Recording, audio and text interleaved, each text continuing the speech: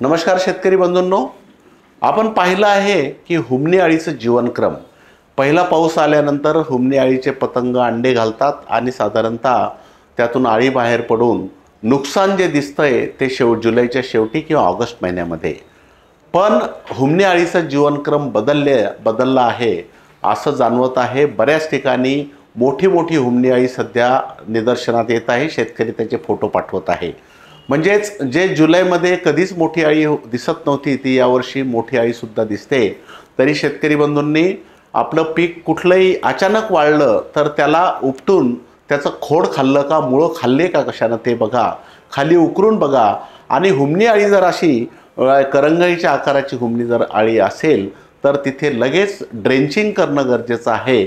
ड्रेंचिंगमध्ये Panda super म्हणजे क्लोरोसायपर combination साधारणतः 100 milli प्रतिपंप आणि 50 मिली रिहांश थायोमिथॉक्झॉन 30% FS हे याचं स्पॉट ड्रेंचिंग जिथे अळी दिसते जिथे नुकसान दिसते तिथे करू शकतो किंवा सगळ्या शेतामध्ये आपण याचं ड्रेंचिंग करू शकतो. अळी मोठी झाली म्हणून रासायनिक ड्रेंचिंग हे आपल्याला महत्त्वाचं आहे. नसता अळी जर लहान असेल तर मेटारेझिम किंवा बिव्हेरिया, मेटारेझिम अधिक बिव्हेरियाचं सुद्धा आपण आळवणी करू शकतो. धन्यवाद.